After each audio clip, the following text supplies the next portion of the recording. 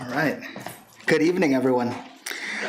Good evening. On behalf of Beyond Baroque Literary Arts Center, I'd like to welcome you all to the Wanda Coleman Theater for our presentation featuring Gilah Yelin Hirsch. Let's give it up for Gilah, please.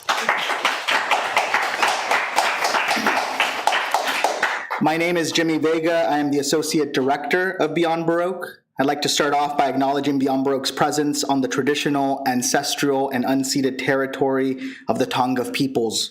We acknowledge the wrong done to these peoples through settler colonialism, genocidal practices, and violent disposition of their land. As an arts organization, we are committed to uplifting Indigenous communities, their stories, and cultures. For those who don't know, Beyond Baroque is Los Angeles' oldest literary arts center, located here in Venice, California.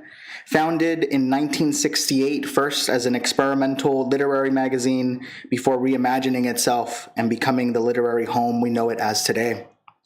We are based out of the original Venice City Hall and help support writers and help cultivate new writing through our extensive program of writing workshops, readings, and performances. We offer a number of workshops online via Zoom, such as our free weekly Monday night fiction workshop, facilitated by Raquel Baker, and our historic Wednesday night poetry workshop, currently facilitated by L.A. Johnson. Similarly, we offer several paid in-person and online intensive workshops throughout the year.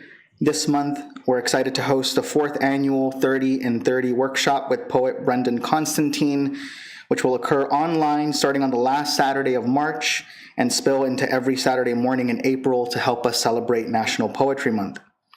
Later in April, we'll host a fiction workshop titled From Image to Page with Miriam J.A. Chauncey, which will invite workshop participants to utilize photographs to spark writing of their own.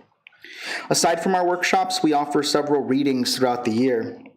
Next week, we'll feature the LA book launch of A Poem is a House by Linda Ravenswood, featuring authors such as Christina Cha, Bernadette McComish, Brian Sonia Wallace, Tom Lachis, among others. Similarly, we'll feature a table read of The Unbuttoning by Pulitzer Prize-winning playwright Beth Henley, so do please come back for all of that and more, and visit our website at beyondbaroque.org. We also offer several memberships to Beyond Baroque, starting at $60 for an individual membership. Purchasing a membership allows us to offer free online and in-person programming, as well as our free weekly writing workshops. As many of you know, our memberships also provide a discount on our intensive workshops as well. All donations and memberships directly allow us to continue the work we're doing here in cultivating a literary space for Los Angeles and beyond. These funds give us the opportunity to further cultivate the artistic possibility of language for future generations of poets and artists to come. So please do consider joining and becoming a member. And if there are any members out there, we thank you. I'd like to also give a warm thank you to our wonderful staff for making all of this possible. Quentin Ring, Ivan Salinas, Eric Alberg managing the booth, Michelle Raphael, Genesis Perez, thank you for all you do. And without further ado, I'd like to introduce Gilah Hirsch. Gilah Yelin Hirsch, MFA, Professor of Art Emerita at the California State University, Dominguez Hills, Los Angeles, California, works in multidisciplinary media, combining art, design, anthropology, architecture, theology, philosophy, psychology, psychonumerology, and world culture. While focusing on the relationship between art and science, in 1972, Hirsch was one of the founders of the world's first women artist organizations, the Los Angeles Council of Women Artists. While since 1968, she has been exhibiting internationally in major museums, including Los Angeles County Museum of Art, Whitney Museum of American Art, New York, National Museum of Hungary, Budapest, among others. Hirsch's work has been collected by significant public and private collections, including National Endowment for the Arts, UCLA, Medical Arts Collection, and elsewhere. Hirsch has been the recipient of numerous awards, grants, and residencies, including the U.S. National Endowment of the Arts, the International Society for the Study of Subtle Energies and Energy Medicine. Hirsch's film, Cosmography, The Writing of the Universe, investigates her theory on the origin of alphabet pattern in nature and the neurology of perception and cognition, and her most recent film, Reading the Landscape, has garnered 5 film festival awards. Her recent retrospective exhibition, Archaeology of Metaphor, The Art of Gilah Yelin Hirsch, at OCCA, was accompanied by a comprehensive catalog of the same title. Hirsch resides in Venice, California, and her archives are collected in the Smithsonian Archives of American Art, Washington, D.C. Please help me welcome Gilah Yelin Hirsch.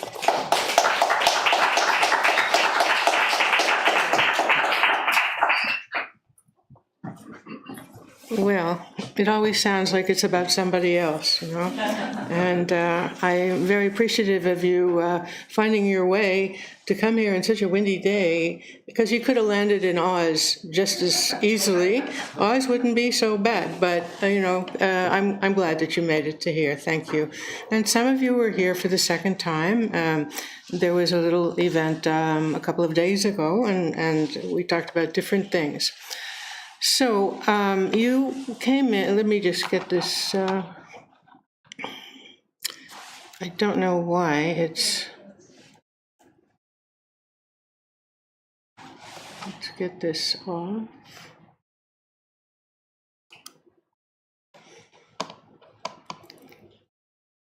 Yeah, so first of all, thanks to Jimmy and the whole Baroque, beyond Baroque and pre-Baroque bunch who, first of all, invited me and have made all of this possible. And the lower group are my assistants with whom I would not be able to do my complicated life, and I treasure them immensely. Very talented individuals and very dedicated. So thank you to everybody. I wanted to say something about the meaning of Beyond Baroque to me. I came to move to Venice in '71, and I've been here ever since, although I've been gone probably 3/4 of the time doing work in the world. However, living in Venice is a true privilege, and it is absolutely redolent with culture. In the 4 blocks going east, we have the free world-renowned concerts at the Lutheran Church, put together by Barbara Schwan, who is here. What a gift. And then we have the Pacific Resident Theater, 3 theaters all in a row with world-class productions. And then next door is Spark, which used to be the original Venice jail. And I was the first person to turn the police war room into a painting studio in the late 80s. And then I had the first exhibitions in the original jail cells with the bars and all. And then it became Spark, Social Public Art Resources Center, where Judy Baca's murals are founded and birthed. And this wonderful place. And when I moved here, Venice was a war zone between the Crips and the Bloods. And look what it has become. It has flourished into the arts in a very unusual, incredible way due to the perseverance and energy of everybody involved in these theaters, dramas, music, literary forms, and the arts in a tiny little area in Venice. There's no place like this in the world, and I can vouch for that as I travel so much. So thank you, everybody who gives so much, and I'm very proud to be part of it. Thank you. So what you saw when you came in was part of the original movie Cosmography, The Writing of the Universe. I finished that movie in '95, and I'll talk about it a little bit. But now doing a slideshow, I wanted to do something that was doable in a short time, that gives a sense of the evolution of my ideas, some of my ideas, but I think there's an arc that you will feel. The Cosmography movie deals with one specific arc, and seeing it now for the first time in many years, I'm I'm kind of impressed. It was 5 years of work just in an editing room after 30 years of work running around the world taking pictures of alphabets and cultures and monuments worldwide. And so it's good, at least for me, it's holding up very well. Then I think I'll get started, okay? So, Morah is a Hebrew word that means both terror and revelation. The root is light. Light is or. And or conjugates to become, to see, to mirror, to reflect. And the homonym is a female teacher. The recognition of form in art and healing are all processes, reciprocal and shared. I wanted to say also, I'm going to be showing you a lot of images, and I will be also showing you some text.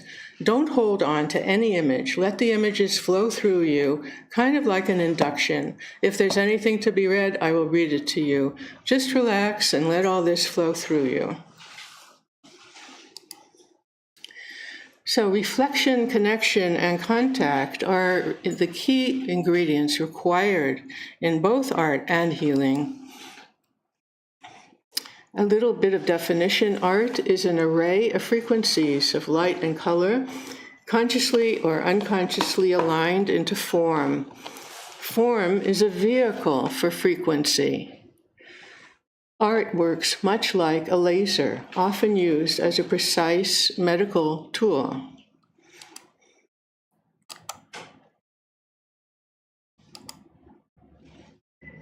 I was born in Montreal in 1944.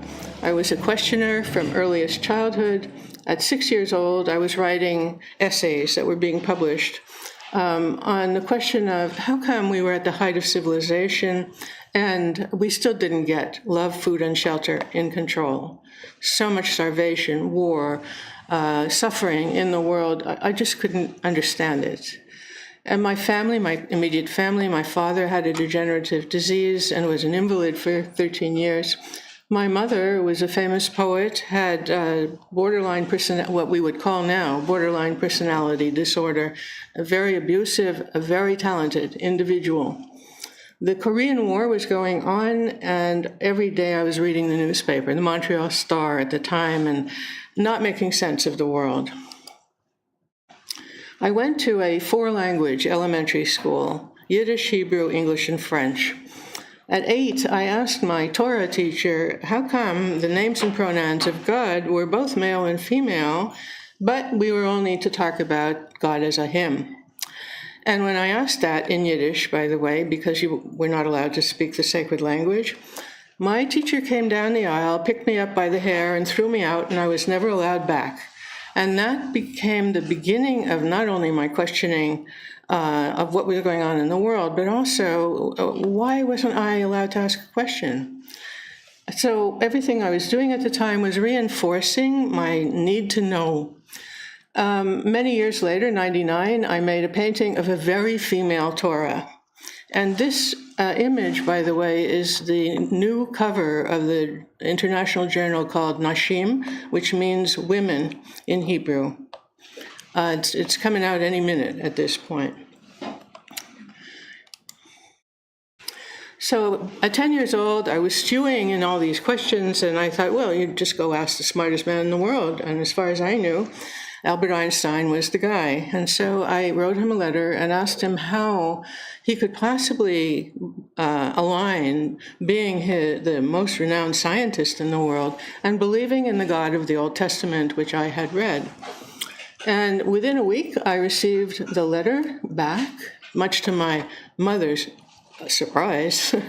And the key line was and is, try to form your opinions always according to your own judgment. You have shown in your letter that you're able to do so. That line has remained the direction of my life. If I had an idea, I would follow it to the ends of the earth if necessary. And this is what I've tried to teach all the years that I've been teaching. That's what everyone should be advised to do. If you have an idea, go for it. You are an original creature in this world. And he died less than 2 weeks after that. And I wondered, is it cause and effect? I doubted it, but, there was some, at least in my life, he really gave me the push to follow my ideas. So from early childhood, because life in my family was so difficult, I was sent to a Hebrew-speaking camp. And while the kids were playing kickball, I had brought all these big tomes with me, and I would go off to the forest with my big books and spend a very happy day reading ideas and concocting ideas and thinking about everything around me in new and wonderful ways. And this excited me immensely.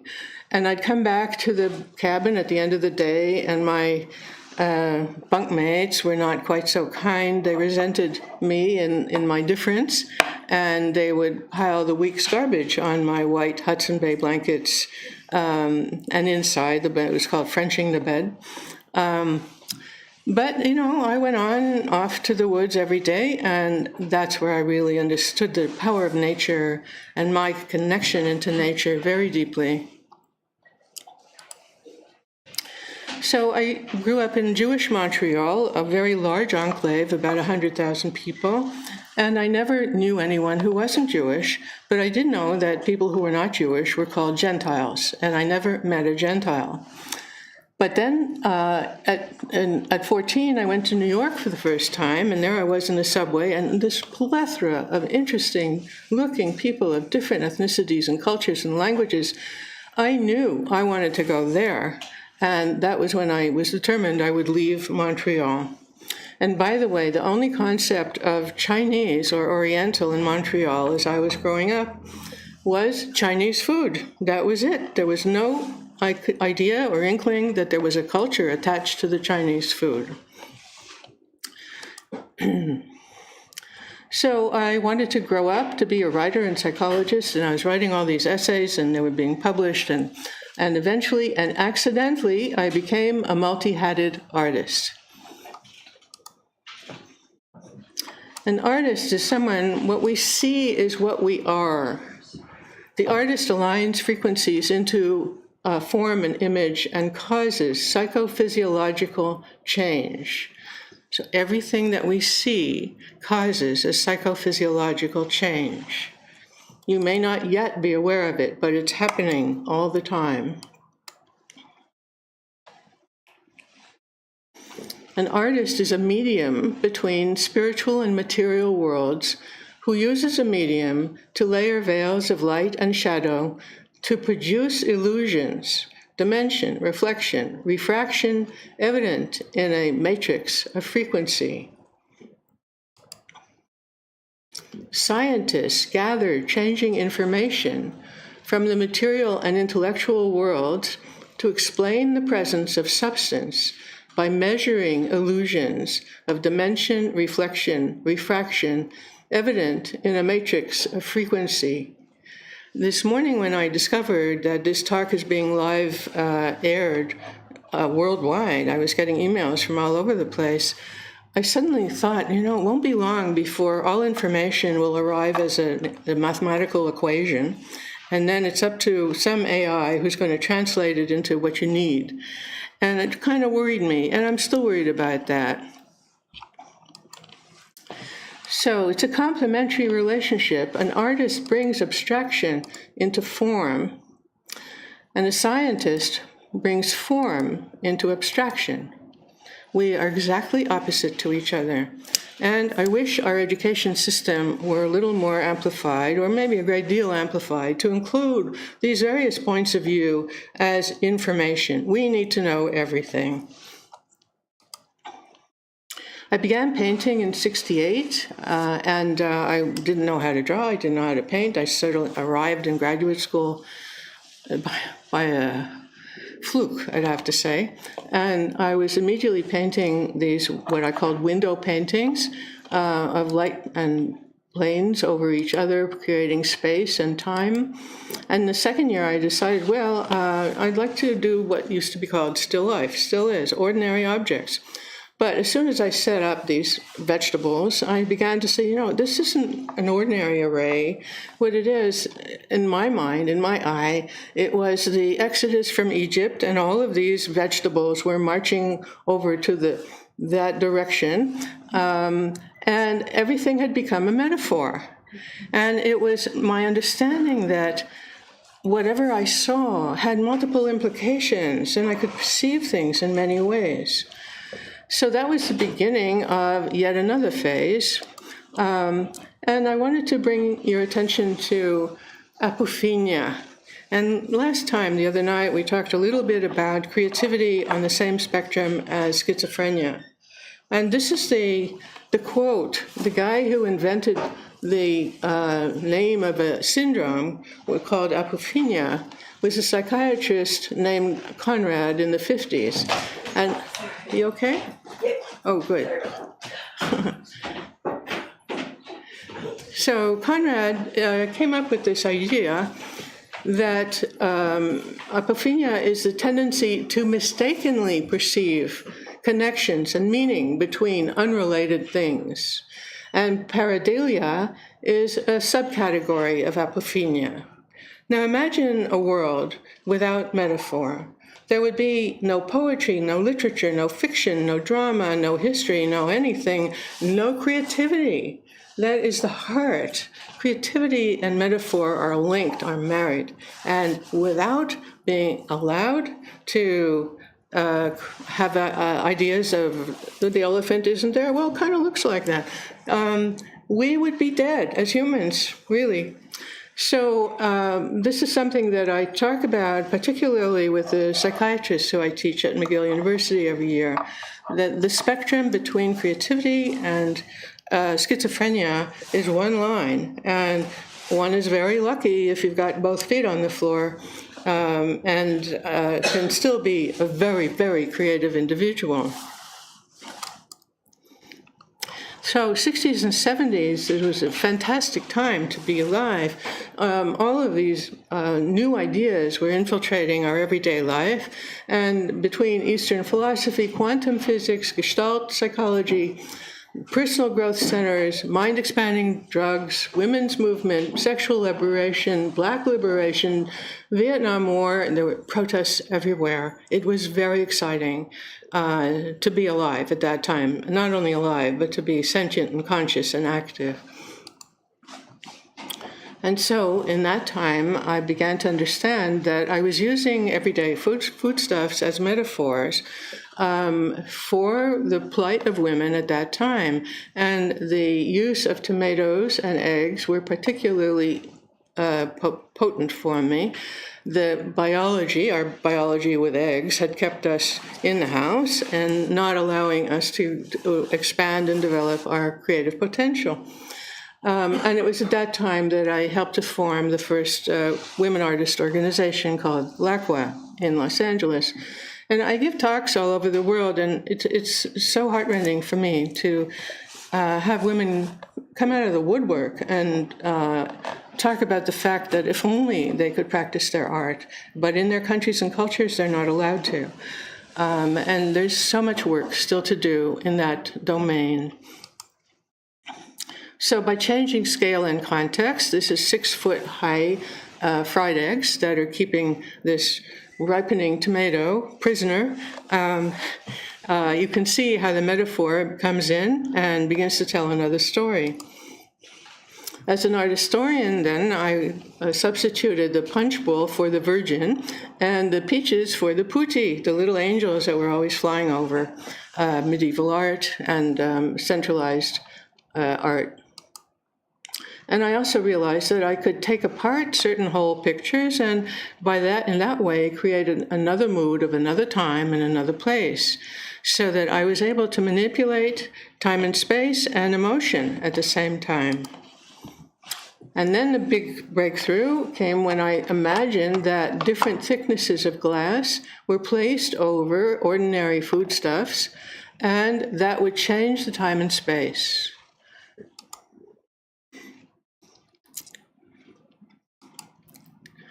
And then I thought, well, I could layer up a bunch of very real-looking things and still wonder which is real. How does that happen? How many realities are there at one time?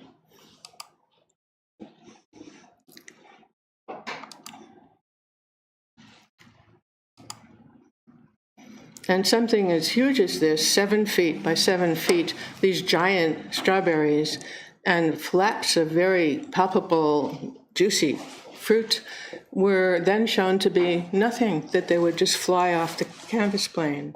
So as an artist, I was beginning to, we have some power as artists. Let's see how we can use it. And this painting called Foursquare Peeler, I finally understood that I was using the picture plane as a way to look into personality, the layers and layers and layers of personality formed by the culture, formed by our surroundings, and formed by other people's expectations.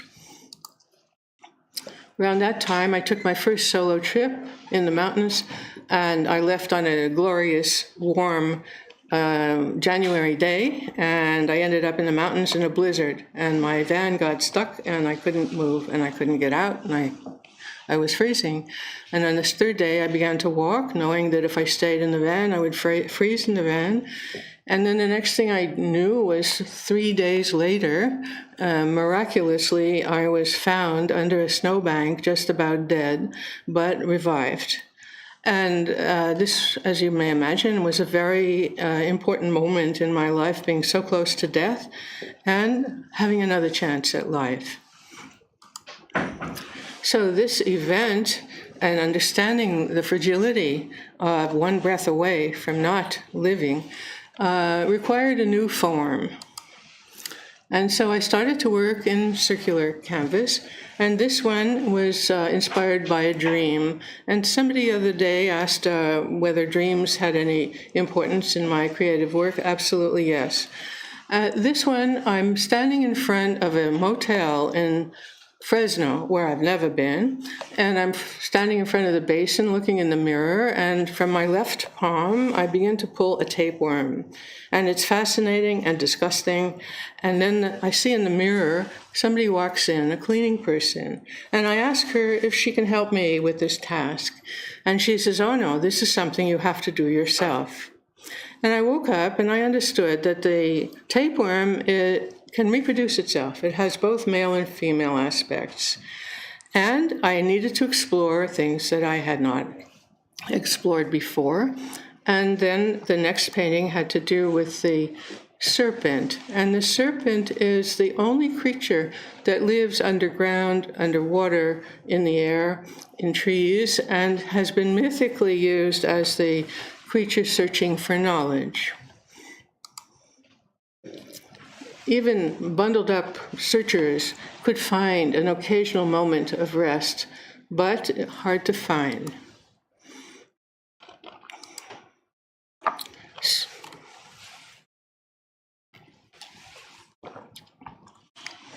So then I decided, well, I'm going to start afresh. I'm going to see if I can find yet more that's hidden inside my personality and my psyche. And I made this painting seeing myself as an orange egg in a cradle with my name in Hebrew. It was called Self-Portrait with Attachments. And then I began to work with 3 Hebrew letters. The Aleph is the red one here, which is the first letter for the word for air, avir. And then the second dark blue is the mem for mayim, water. And the third is the trident, which is the first letter of the word for, come back.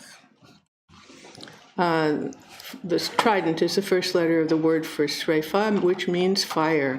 So I was working with air, fire, and water. And then I looked into my brain with my right eye, and I found my name is inscribed in pomegranate seeds. Chasya means refuge, and Gilah means cosmic joy. And then I looked deeper into DNA, and I suddenly understood that nothing exists alone. Everything must be in relation to something. And that at the lowest level, deepest level, there were always at least two that were vitalizing each other. And at the top, I wrote the words Ein Sof, which in Hebrew mean no end, and that means no end to the search. This is the duality of at-one-ment. And in order to perceive the duality of at-one-ment, there had to be a witness, a third. And so the triangle became important, and the two poles, and then the third. The triangle is the first complete pattern.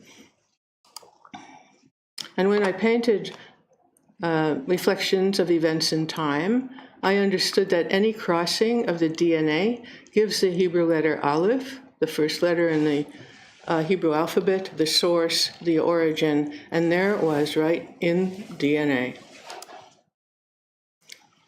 I had found a wedding between mysticism and science. I began to feel like I could see through all sorts of tissue and marrow. In 1980, I became paralyzed on the left side of my body. I had 2 canvases made in my size of 5.5 feet tall and 2 feet across, and I had my, whoops, come back. Let me correct. Let's see. No.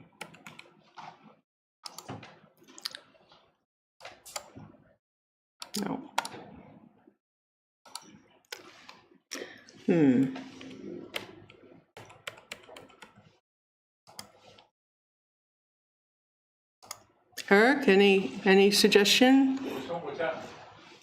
We want to go back. Okay, got it. You saved the day, as always.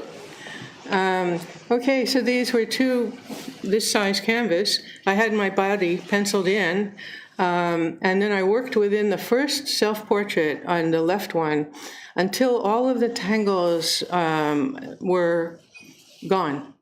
And then I worked on the right canvas, again over a self-portrait, to reestablish the surge of the spirit.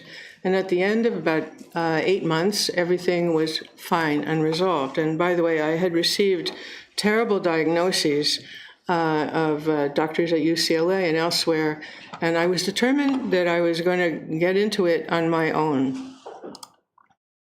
Trust intuition as it's found and expressed in body-related imagery. The image seemed to go underwater, and when I say the image seemed to go, I have always followed the image. I'm not someone who knows where anything is going. I'm always following the unknown, chasing that which is the mystery for me. Even in the underwater reeds, I was beginning to find words like the Hebrew word for woman in the reeds. And this was feeling like the 5th day of creation when we're finally at the bottom of the ocean, and where do we go from there? And where we went was that this 6-foot figure began to emerge from the reeds, and that began long durations of wilderness experience starting in 1981. And I found myself at a pond in Southern California, in Temecula, at an artist colony called Dorland Mountain Colony. I spent 3 years at this pond in different times of day and night and season, and had fallen in love, literally, with this pond. I could never get enough of it. And it was always revealing more secrets of itself to me, and I was absolutely hooked. And began to see something peculiar and interesting about the reeds on the other side of the pond. There were seemingly letter forms of some sort, some kind of scriptural message that was being acted out for me. And then I zeroed in and found that there were these 5 forms that were perpetually there for me, writing things. I didn't know the language, but they were there for me. But the more time I spent in the area of the pond, the more I became interested in the reflection rather than that which was reflected. I was an isolated soul. I was flying in an odd emotional psychic state.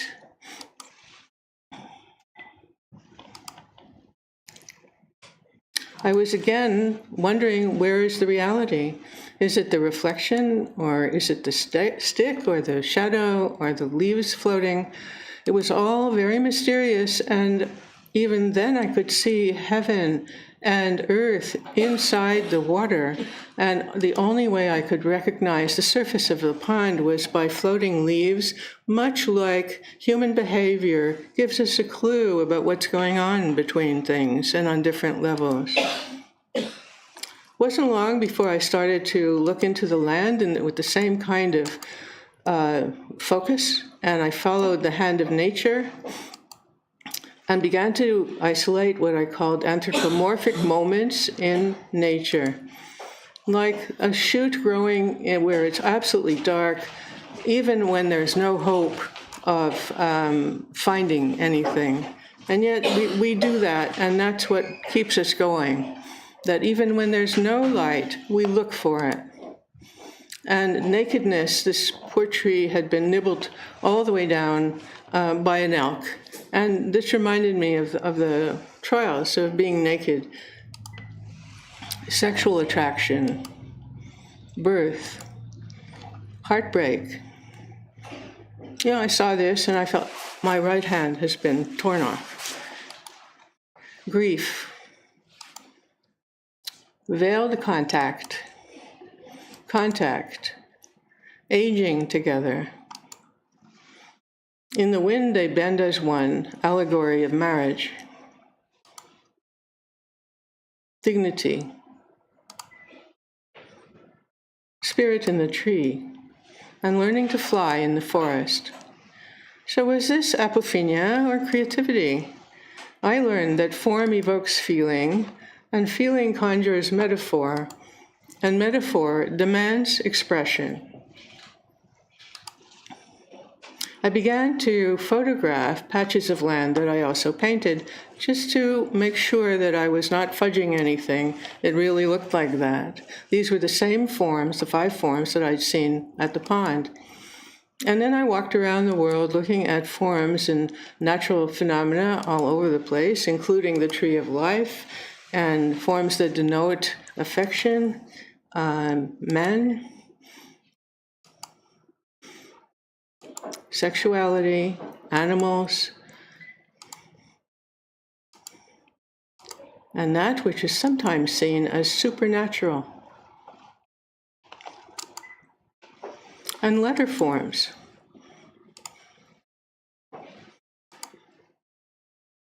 And I was photographing literally worldwide. And here was a Chinese-like form of house. And here it is, roof over person. The letter A. And I began to walk around with this alphabet chart from the earliest form of what's now known as who? What do we do?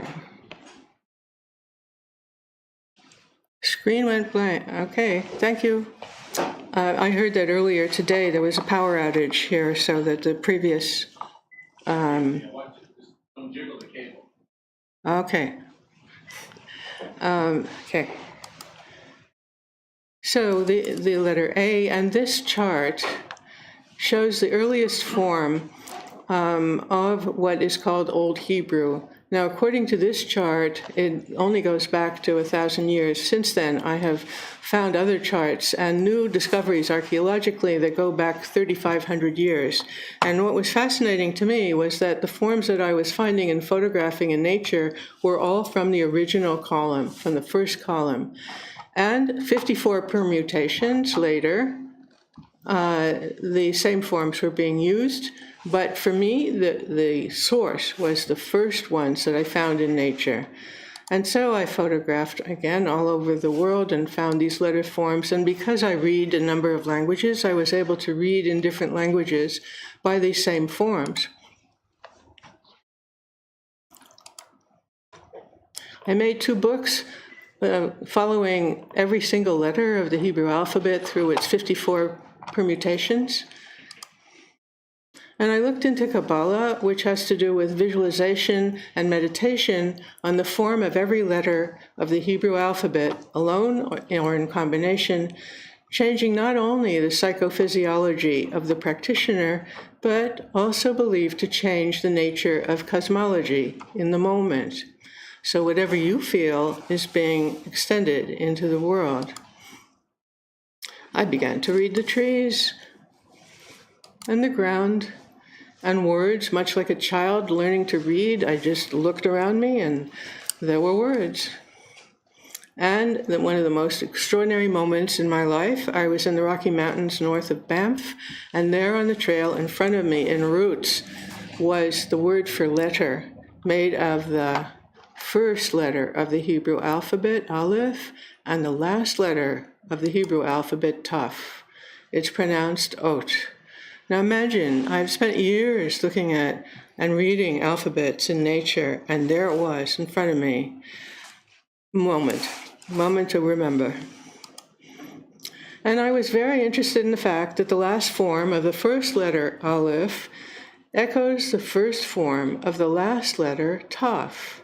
They look the same, much like DNA. This is the first photo of DNA by Rosalind Franklin in 1952. Although she worked with Watson and Crick, she didn't get the credit she deserved. So I walked around the world looking at alphabets, photographing them, and wondering why were all alphabets universally based on the same 5 forms. And one day in Venice Beach, a walk along the ocean, I got it. And it was that the forms that we recognize mirror the neurons and neural processes with which we perceive them, a mirroring relationship. I suppose that as our ancestors ubiquitously searched for food or foe, certain forms leaped out at them, those reflecting the hardwired neurons and neural processes of perception and cognition. Reciprocal relationship between observer and observed, perceiver and perceived. Each is changed by the other. So I began doing a lot of brain research. And in 1982, I was invited to present my new idea to 100 scientists at a conference in Kansas called Council Grove. And I presented my idea about the 5 forms, which I called alphabetic morphology. And then I was invited to present this work at conferences all over the world, and I was carrying 4 slide projectors, and you may remember that that was kind of arduous. So Eric Marin then agreed to make a movie of this process with me, and we sat in the editing room for 5 years, and his patience and skill and creativity, I'll always be grateful for that. And so the first movie, which you just saw some of, was finished in 95. And in 19, I was invited to create a movie for children of all ages or people of all ages that extrapolated the main idea of cosmography. And another 3 years in the editing room and reading the landscape emerged, and it's now also all over the world. So recognition of and by familiar form is a reflective process that is life-affirming. And I continue to be perplexed. Do we see because of how we think, or do we think because of how we see? We universally recognize external forms in the same way because they reflect our hardwired perceptual apparatus. But we give meaning to form and cultural context. In 86, 87, I traveled in 15 Asian countries.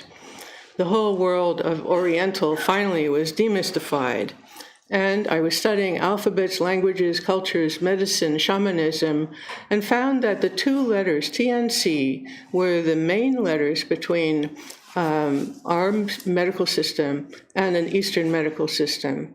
So meditation plus visualization became medication in the East. This was a big new news for me. And I also learned belief systems are random, contextual, and convenient. Joy is culturally determined. Grief is experienced universally in the same way. Joy is dictated by cultural preference. So one culture wants many husbands, another wants many wives, one wants sons, or the other one wants daughters. Sexual preference changes, and the gods change every 5 kilometers. But grief is experienced universally in the same way, with loss of contact, rejection, and abandonment. So while cultures vary widely, we are fundamentally more alike than we are different. And this learning was essential in my own growth.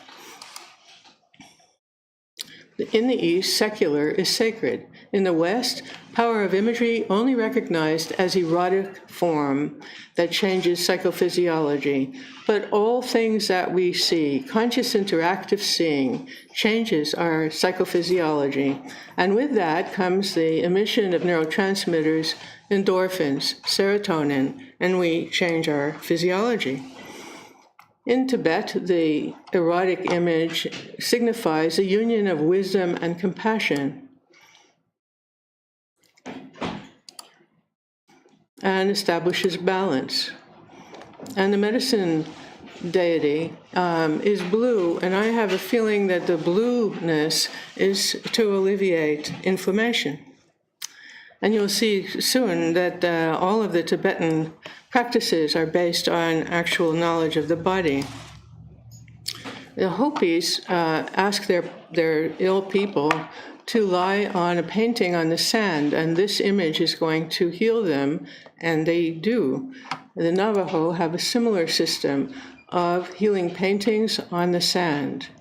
And, of course, the people who are ill believe that this is happening to them, that there's a purpose in these images. In Bali, if one is ill, one is sent to see a sacred dancer, and just by seeing that dancer, the physiology of the viewer is changed. Similarly, in Bhutan, and I have the word treadmill there because a few years ago I learned that simply imagining yourself on a treadmill is going to reduce calories. The only difference is you got to keep at it, but just seeing it is going to change your body. So once you have that idea that seeing changes your body, there's a lot of room to grow. Seeing special dancers in certain African cultures, just looking at it, you get energized. Seeing people who you believe have power of one form or another will also cause a change in your psychophysiology, as does seeing something that you believe is beautiful. That will also change you. Architecture that has lasted throughout the centuries and eons always has this body form encased in it.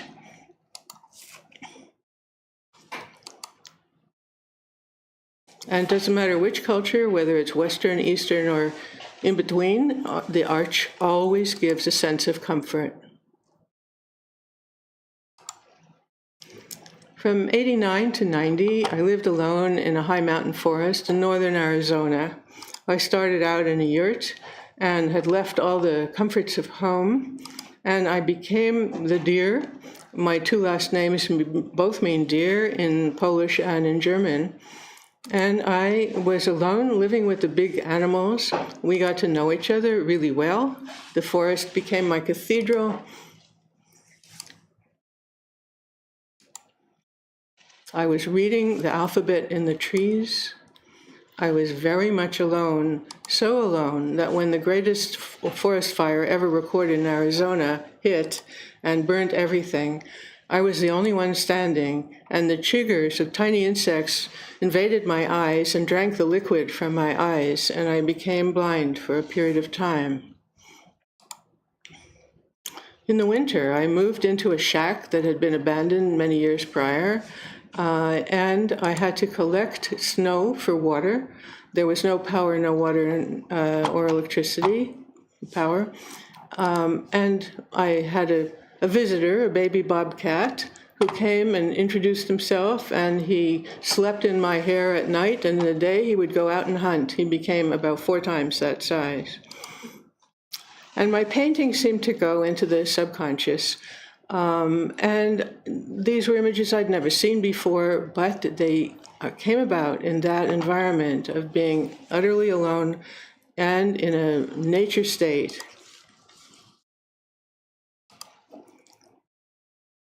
I felt very at one with nature.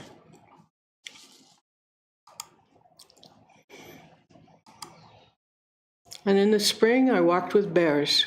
They knew me and I knew them, and we would just pass each other on the trail. They were just emerging from hibernation. What an incredible feeling to feel that we can share our space, our nature, with another species. I learned that we are herding animals. It's only within our herd that we can be heard. We look for the spaces between, look for reflection. Look at this individual, only one in all these hundreds of people, and he is distinguished by his red hat. The Kabbalah says that Adam was created as the shadow of the reflection of the substance. By this time, 10 months in, I felt that I had reached what I had come for. I was a tabula rasa. I felt at equilibrium in every way. And I realized that one of the floorboards had lifted in the frost, and there was a gas leak in the cabin, and I had totally enveloped the cabin with visqueen, so there was no air coming in, and it was about 28 degrees all the time, day and night. And so I felt that it was an okay to die, okay time to die, and I got fully dressed, got into a sleeping bag, and decided that I was going to die from the gas. And I dreamed that the man who found me so miraculously way back in 1974 under the snowbank was in my dream, and he was saying, "You will get through this one too in the snow, Gilah." And I woke up and I realized that I dreamed a dream. These are my words, that my will to live was far greater than my will to die. And the burden of living became a gift, changed my life. At that moment, just about a week later, I received an invitation from the Dalai Lama in India to come to India and be present for the first time ever that any Dalai Lama had taught the bodhicitta, the compassion, meditation, and practice. I left my snow-covered mountaintop. I went to the other snow-covered mountaintop and sat with 300 monks in the cold.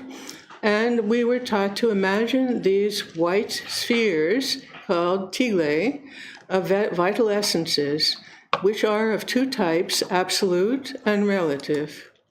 And we were instructed to imagine this white sphere coming down one side of the body, nourishing every cell, system, and organ.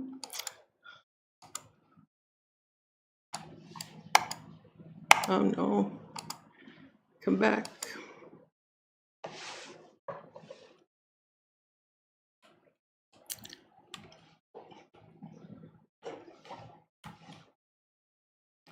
Yes, sorry.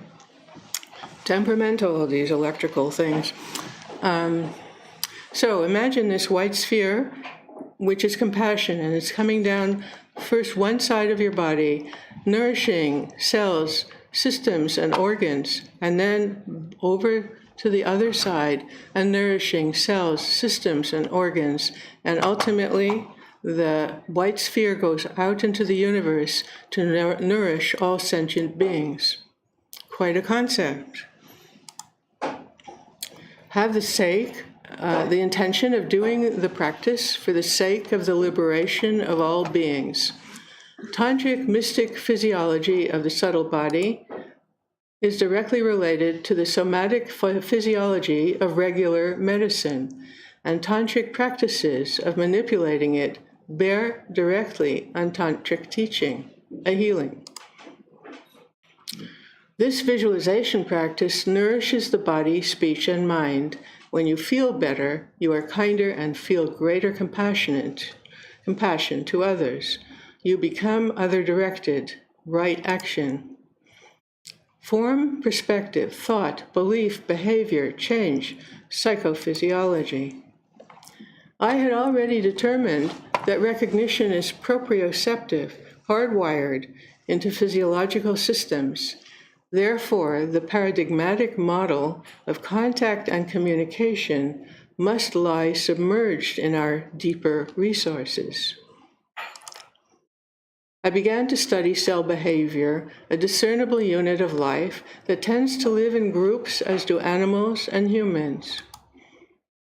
I learned that cells whisper together through cell membranes that vibrate in the electromagnetic field called a soliton, and that calcium is essential for cell whispering. I show you now cells. Here's a group of cells. Here's the soliton that they have to cross in order to communicate. When calcium is introduced, they get together and have a party. No calcium means that they can't communicate. And so they clone themselves. And this is what we call cancer. Similarly, in psychology and psychiatry, in isolation, we may develop psychopathology. We may mirror ourselves and become narcissists. We become physically isolated and talk to ourselves. We become emotionally isolated, and we may form multiple personalities. Much like our hardwired physiological systems, our search from birth is for a resonating, symmetrical reflection, not a clone. Micro to macro, all healthy organisms require reflection and communication. Particle cells, individuals, communities, nations, galaxies, all require connections to be viable. From infancy, we model behavior with mirror neurons. Reflection, connection, contact, exactly similar, but not identical. We need that difference in order to evoke life. So back to the mystery of those white spheres. In the late 90s, I began a series called Temple of Mind, and these little white spheres seem to appear out of nowhere as if cells. I didn't understand the nature of these images, but I just kept following the leader. And these images arrived, and surprising to me, all had these white spheres. And I wondered whether there were bodhicitta spheres, or there were worlds within worlds, or what were they? And I recalled the tantric teachings. I conjectured that when the Tibetan tantric healing visualizations were conceived, calcium had been combined with bodhicitta at either the conscious or unconscious level. I'd already been on the Tibetan plateau. The Himalayas are the baby mountains in the world, the most recently under the sea. High mollusk calcium content in the meager vegetation at the top of the world. Tibetans eat only high protein, high calcium diet, yak, meat, cheese, and milk, and are very healthy. I sent my new idea to Nawangdan Dupnarkid, who is the official biographer of the Dalai Lama, and he sent it to Geshe Gyaltsen, who was the authority on the origin of all Buddhist practice. And he said to me, he wrote to me, there are two types of bodhicitta. First is the mind, the consciousness, the real bodhicitta, and the second is the physical white bodhicitta, the calcium and the mind bodhicitta are connected because both are related with elements of the body. Because they help support the health or well-being of the individual, leading to great compassion, the mind aspiring to great enlightenment in order to benefit all sentient beings. So the initiation of that practice had to do with gathering the calcium and the belief system of beneficial right action into one unit, as all of the practices have been developed to do. So 1997 to 2000, I started another series called the Diamond Series. And again here, there were these spheres. And then I had a very terrible accident.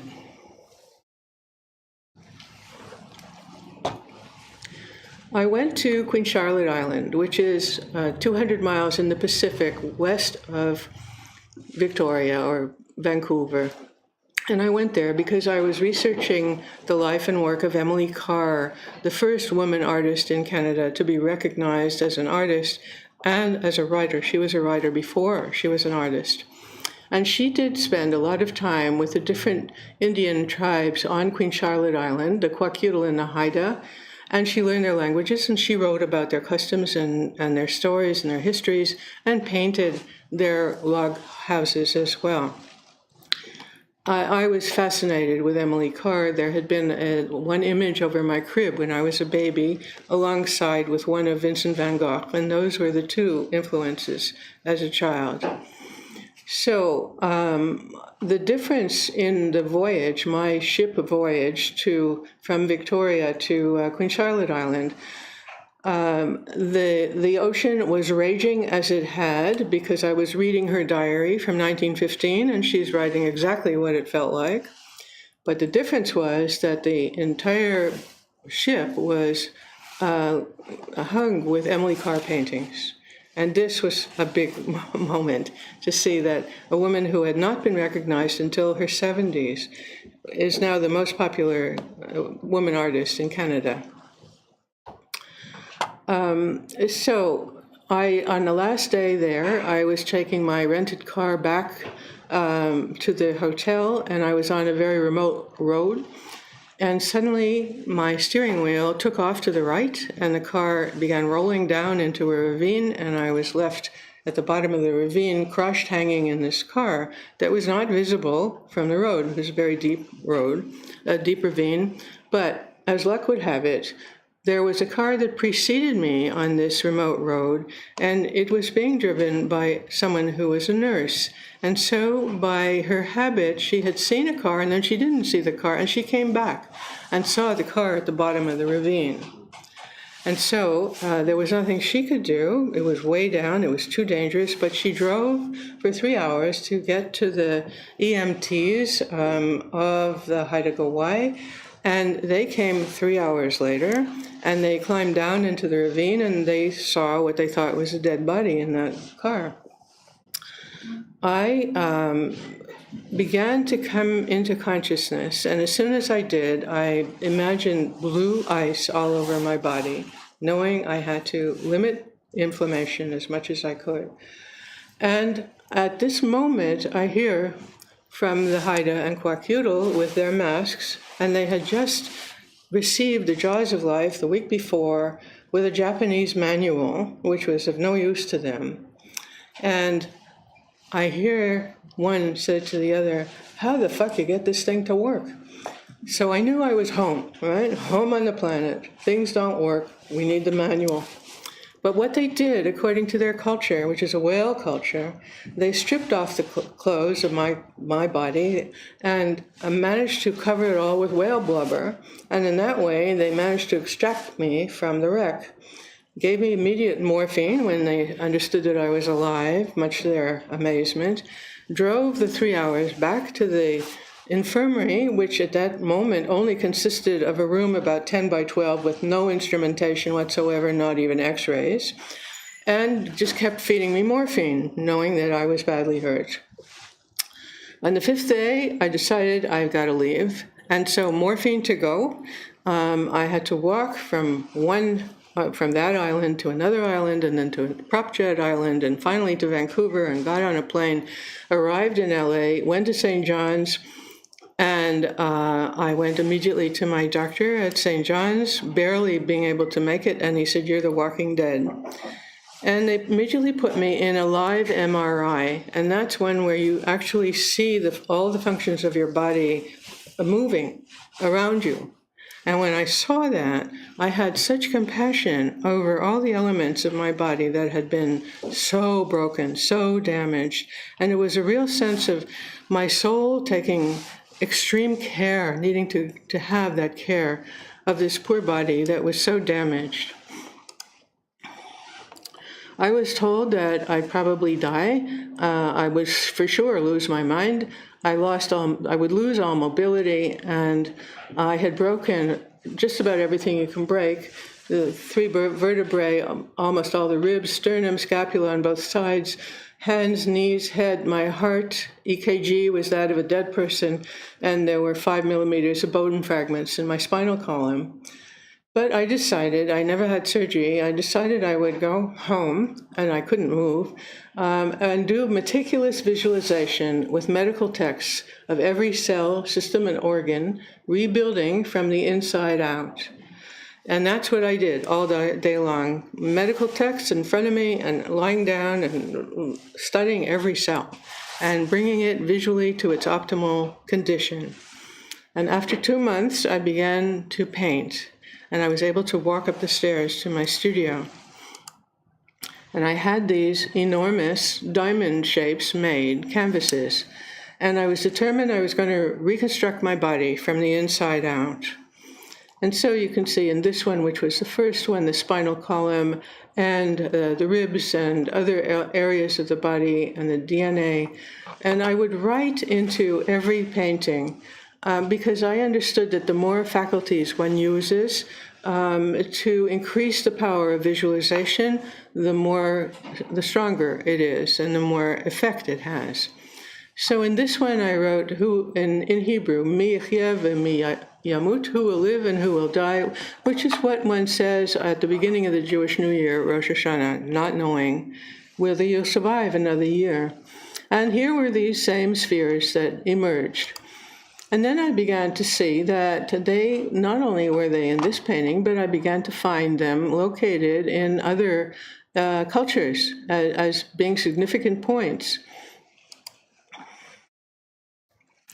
So there were acupuncture points and moxibustion points and meridian points and morphogens in the lymphatic system points. And then I felt that I had to make a facsimile of open heart surgery in order to get to the 5 millimeters of bone fragments that were lodged in my spinal column. And I painted my name around the spinal column, chasya, which means refuge. And after some months, those bits of bone managed to get attached to the neighboring bones, and there was no longer a problem. And when I grew stronger, and I could feel the strength in my heart here, and I was strong enough that I could once again look at the outside world, at the beauty of nature, this was definitely a point of understanding that I had reached a worthy point and I would be well. All the time, I was full of gratitude for having survived and that I would survive, and painted that word into this canvas. And the Hebrew word or means both sacred light and sacred skin. And as a painter, that's what I felt I was doing, making skins of light over each other and that way creating new life.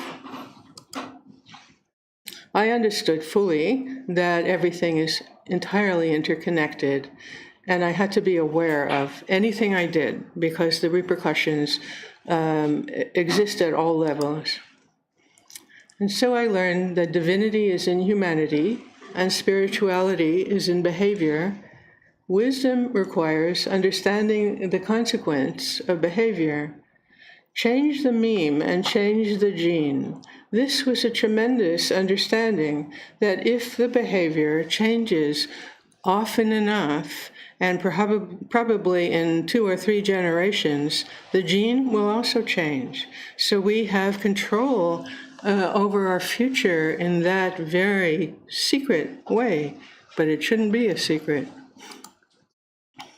With each breath, we have a choice whether to take another breath, live in this world that is full of tribulation and terror and worry, or leave it and go through the door into another realm. My feeling is I want to be here and be active in changing what I can change.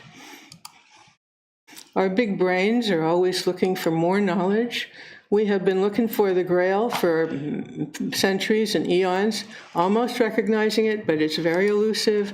Similarly, we look at ancient texts and think that we can decipher these messages, but when we get up close, we can't. They're beyond our knowledge at this moment.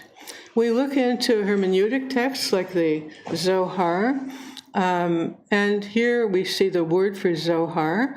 The same word, when pronounced Zahir, means beware, pay attention, don't go there. And then the other way of pronouncing Zohar means splendor. So one is enticed and attractive, but be careful. We look for clarity, and we look through every door that we can find to see what can be revealed. We go to architectures of learning, universities, institutions, hoping that we'll get that incredible bump that's going to say, you've got it, you have the whole knowledge right now. And we sit in contemplation in sacred spaces, hoping that in this way we would gain deeper knowledge, but we see a reflection of ourselves looking back at us. We have to do the work ourselves. And we understand that in the interconnection of all things, this word in Hebrew is shamayim, and in shamayim we have the word for water, mayim, all linked together. We humans begin to imagine other dimensions and alternative universes, and we're perpetually hoping that a message will arrive that will be comprehensible and will give us what we need to be better human beings. But we continue to search. As long as we realize that we're very interconnected at all levels, that we are riding bareback on each other's souls, we will go forward. We are all in search of the light. And the better we understand the nature of reflection,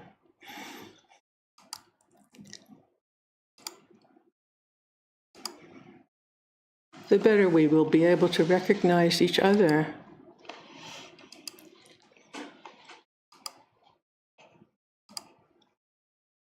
We are all unique, although seemingly similar, but each of us is special. We become the archaeology of the future.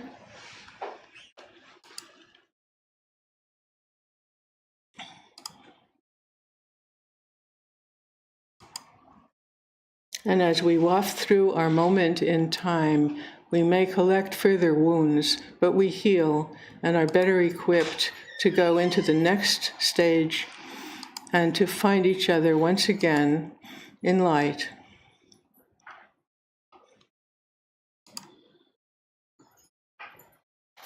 Thank you.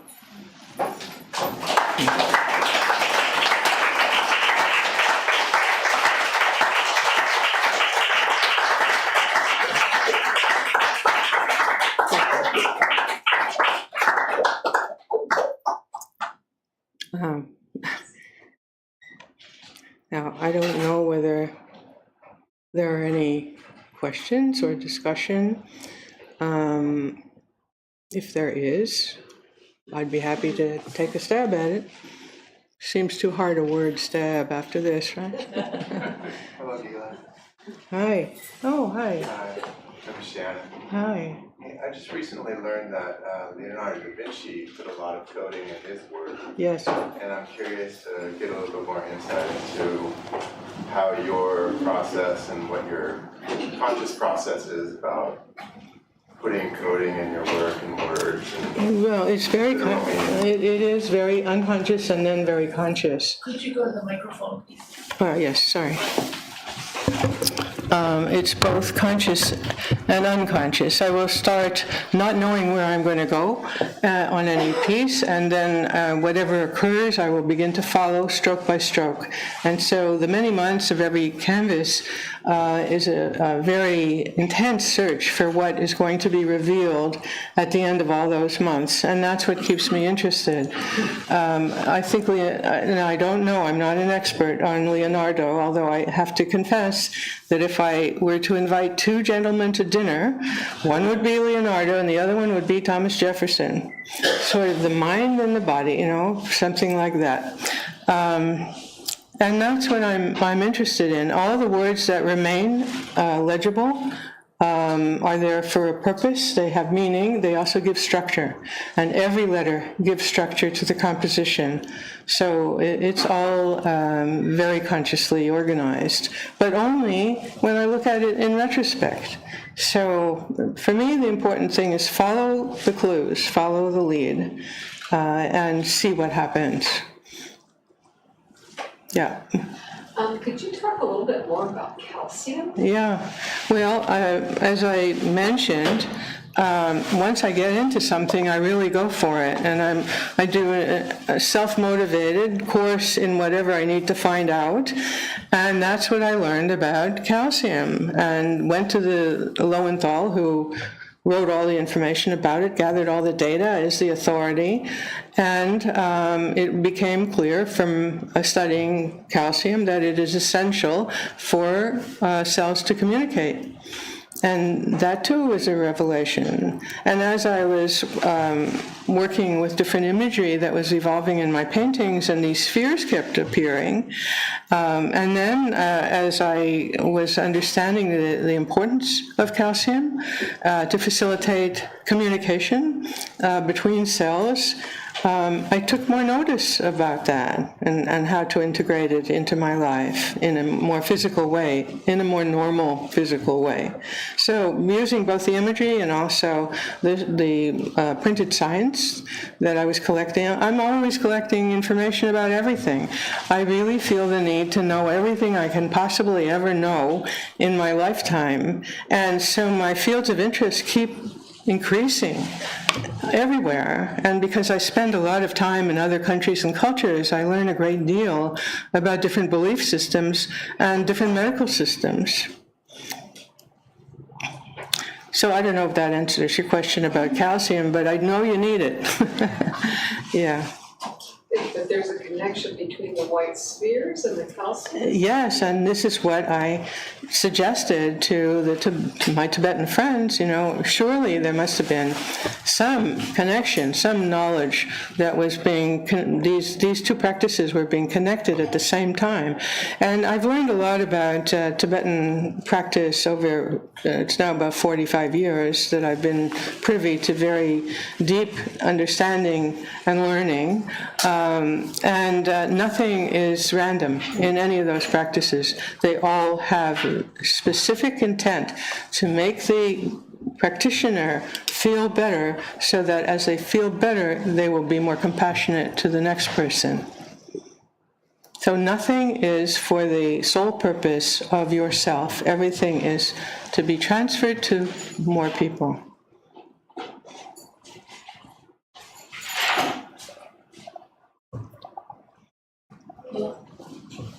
Yes.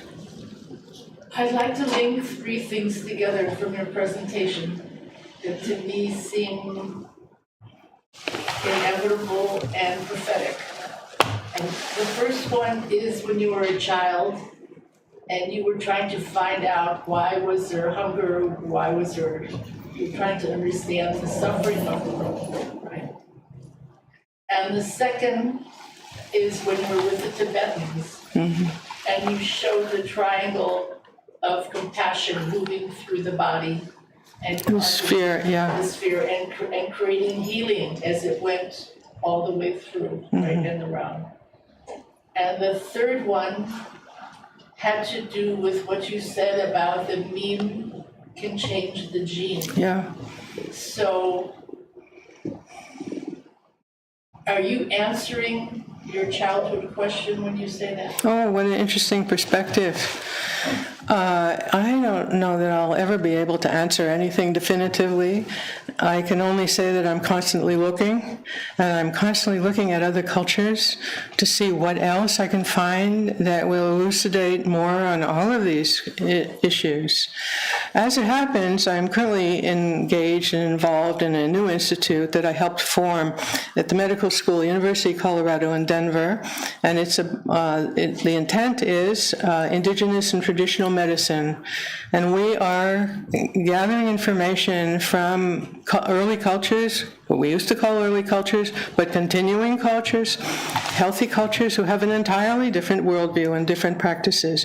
And these are the kinds of information that are very important to me at this time. And we're having conferences and webinars and bringing in shamans, etc. Speaking about shamans, I have for many years regarded artists as shamans because we change the worldview and the psychophysiology of the viewer.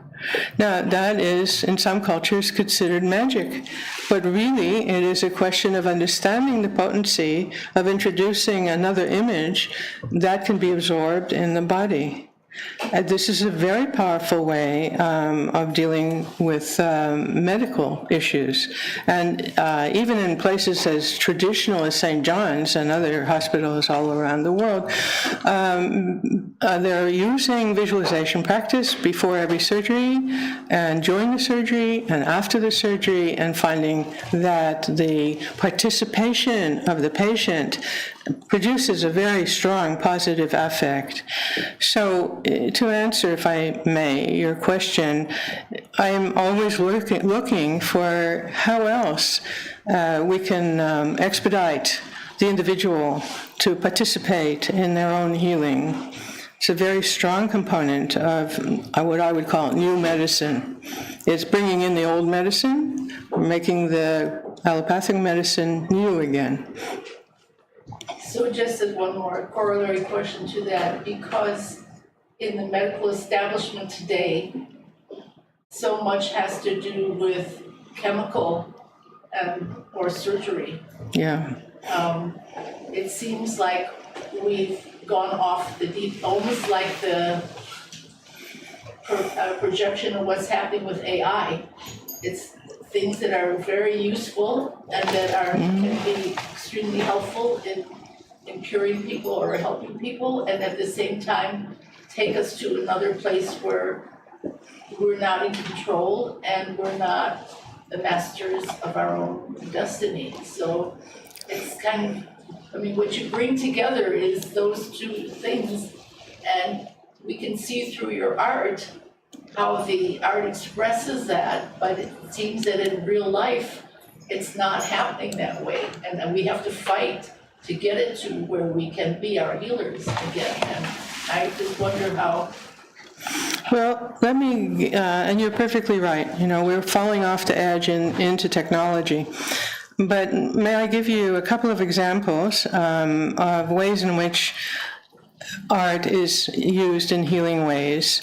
The example I gave of when I was paralyzed on the left side and how I worked within my body image has grown into a practice worldwide, and I have worked with children and adults with cancer in Nairobi, in the hospital in Nairobi. I've worked with them here in Los Angeles, and these were cancer patients, and I have them penciled in against a wall on a 6-foot piece of paper, and we sit around and we look at medical texts, and where's your problem? Is it the blood? Well, here is what the blood looks like.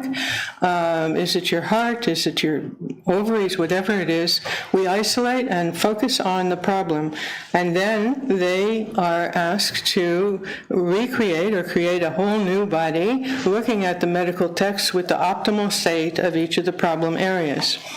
This is a very powerful exercise, and we call it body mapping, and it's being used in hospitals worldwide at this point. The participation of the individual, the visualization of the individual to the perfect state is a strong and powerful means to get to a positive end, and it is with your own body, your own hand, that you're making the difference. The opposite of what you were describing as surgery in some other room when everybody's asleep kind of thing. So we're trying more and more to get this kind of participatory medicine engaged in modern, so-called modern medicine.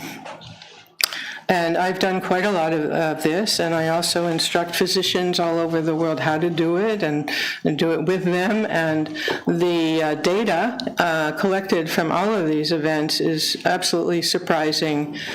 I would not say surprising, I would say guaranteed that there is healing that takes place.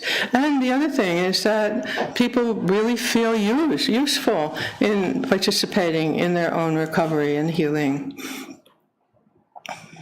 I also teach, as I mentioned, psychiatrists in Montreal, McGill every year, and trying to tie together the psychophysiological aspects of treatment with just the mental treatment of illness. And that's also really important. A lot of work to do. It's not that obscure. We need to go to the original sources, bring those sources back into the super modern, and temper it. I have another lecture that I give on how to do this with different populations, and it's very effective. Would love to share it, but could only do so much in this time. Can you suggest, oh, sorry, go ahead. No. Can you suggest like a starter kit of sorts for body mapping? Well, I have a protocol on my website. Oh, if you write to me, I'll send you the protocol. Yeah, that would be a starter kit. What's the website? Gilah.com. Yeah. I have another question. I'm involved in the visual arts myself, and I often think about how visual artists can help with climate change, with healing our planet. Mm-hmm. And do you have any ideas about this too? How do you think of that? Well, your question. Repeat the question. It's just, how can artists help heal the planet? What are our tools that we can use? Imaging is the number one tool, but your question takes me back a long time when I spent a day with Bruno Bettelheim, and he was asked at the end of the day, how, with your renown, your reputation, your ability to change people, why is it that you haven't been able to change more people? And he said, give me 100 people, I'm lost. Give me 10, I'm lost. Give me one person, I can change them. And I really have taken that to heart all these years, that we don't change things en masse. I think the opposite occurs, actually. When there's too much mass, it becomes not recognized. But on one-to-one, small groups, participatory activities, action, things can change. And as an artist, you have tremendous ability to change the vision of anyone who looks at your art. It was like in founding the Women's Artists Organization in 1972, everybody thought it was useless, just a drop in a bucket, nothing will ever change. We had counted all the paintings in LACMA, and there were none by women. And so we began doing research. Turned out that all the paintings that were called anonymous were done by the wives, mistresses, sisters, lovers of all the famous males. And that really opened up another avenue of research, which became a history of women artists. And many of the women artists are connected into nature by our bodies. We are much more aware of the cycles of nature. And many women artists create images that are particularly fecund, very affiliated with being part of nature. One of the other things that I took on at that time was looking at all art reviews of male and female artists.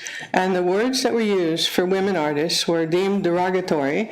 They all had to do with softness, curves, emotion, soft colors, and natural kind of phenomena. And the male, which were all promoted and very much lauded, were strong, straight, angular, etc., and those were the words that were deemed correct to become famous in the art world. Well, things have changed, thankfully, over these years. And by the way, there are a number of eco-centered arts organizations that I can send you the names of if you want to become part of that movement, too. Yes? Are you available to teach body mapping Yes. one-on-one? Yes. My reason to live after that several occasions is to teach what I know, keep gaining information and give it away. That's why we have life, I believe, is learn as much as you can that's useful and give it away, because there's always going to be more information coming and we have to be open enough to gather it and use it.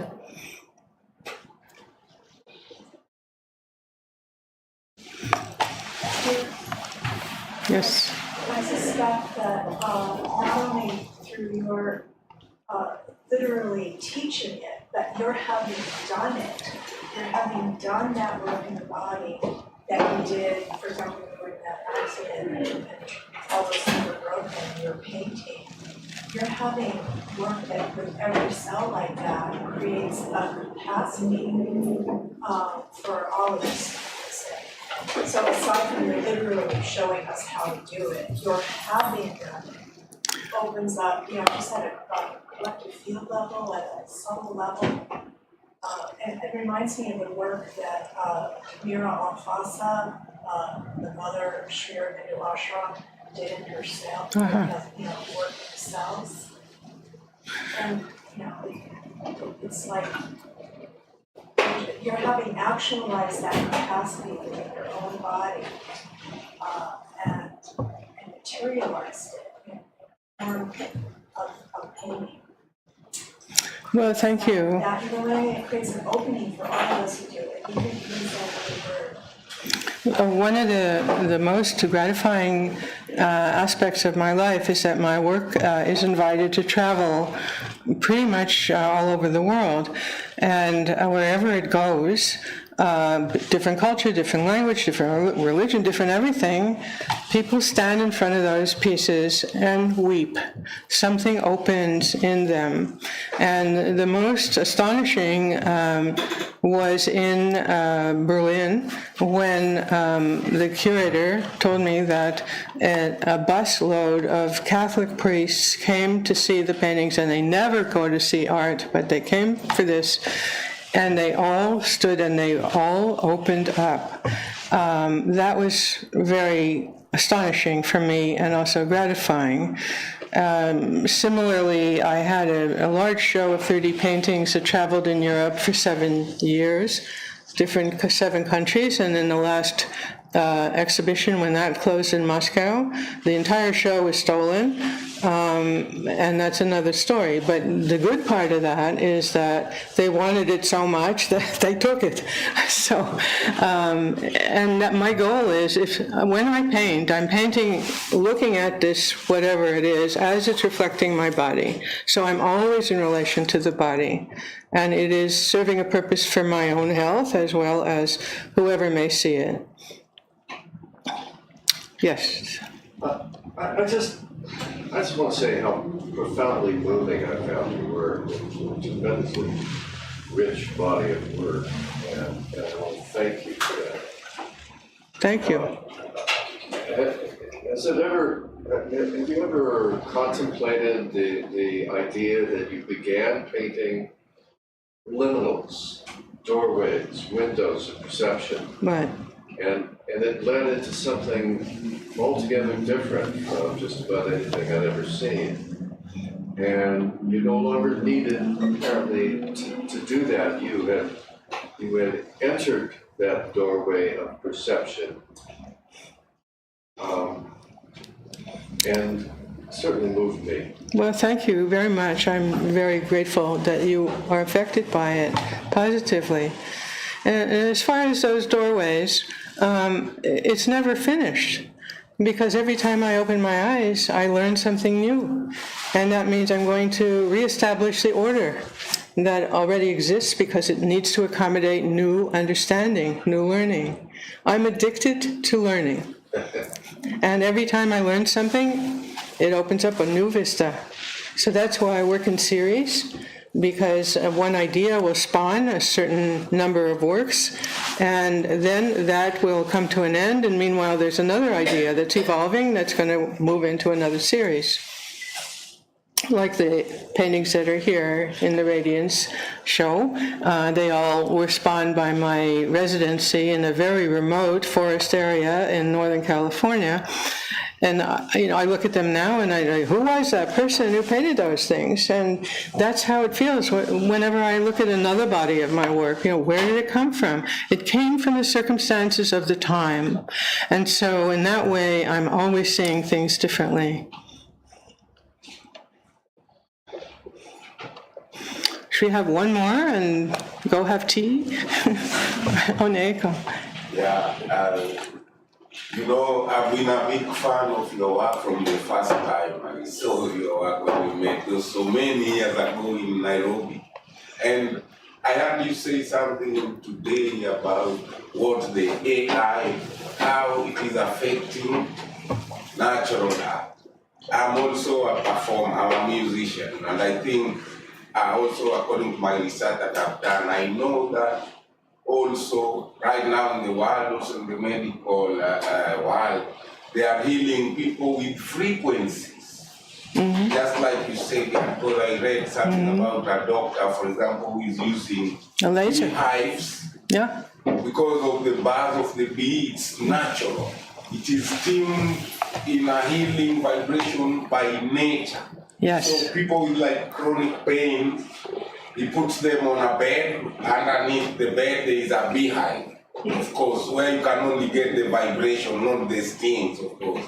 And so, yeah, there are all these stings and also medicinal, I think, And so there's that aspect which they're using energy, like vibrational energy, sound and other things to heal, for example, chronic pain, or at least to bring relief. So, and I saw that also as I love natural instruments and natural sounds, and I see AI has really gotten into also the creative world of sound. And the AI sound is not as natural as, for example, a drum made from a natural raw skin hide from a cow. So what would be your advice to maybe future artists? How do you think we can handle this advent of the AI so that we also do not lose our touch with nature? Thank you, Neko. Absolutely, there is so much healing power in music, and that's now used profoundly and very widely in terms of providing the frequencies that are necessary for specific problems to heal. But in that vein, I think I'd like to share one of the great experiences of my life, which dealt with exactly that. In 2006, I went to the North Pole to study the language of the Eskimos for my Reading the Landscape film. And at night, I lay on the tundra in this freezing universe, and literally I was on the very top. And as I lay there, and it was dark, the greatest Northern Lights exposure ever was covering the entire I was going to say foundation. I was thinking foundation in terms of how high the sky is.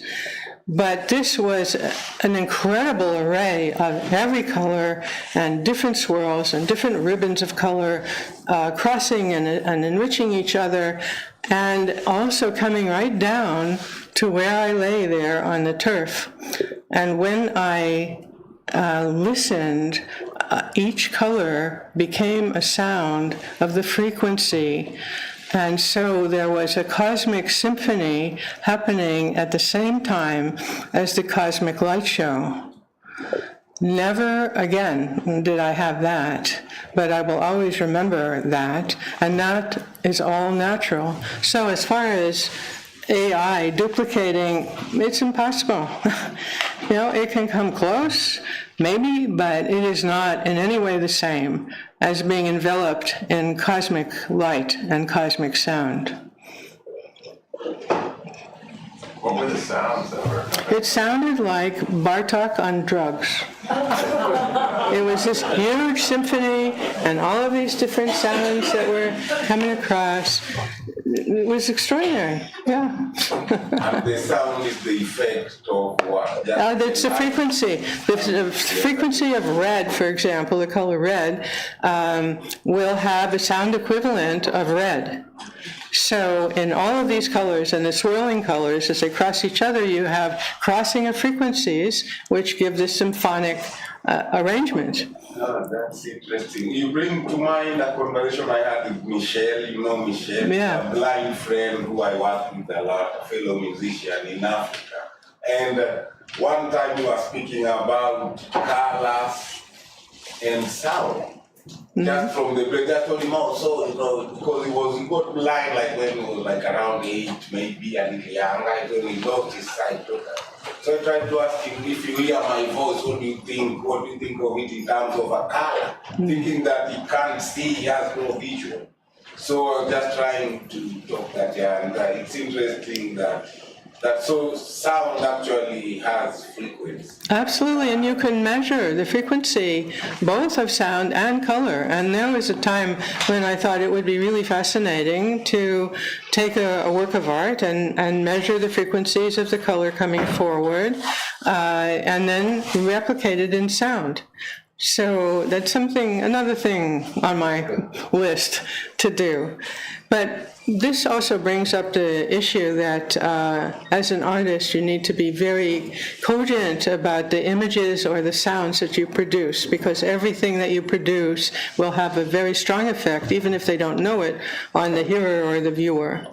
And that is a responsibility that, unfortunately, too many artists don't understand that they have. And my feeling is, don't let anything out of the studio unless it has a salutary effect.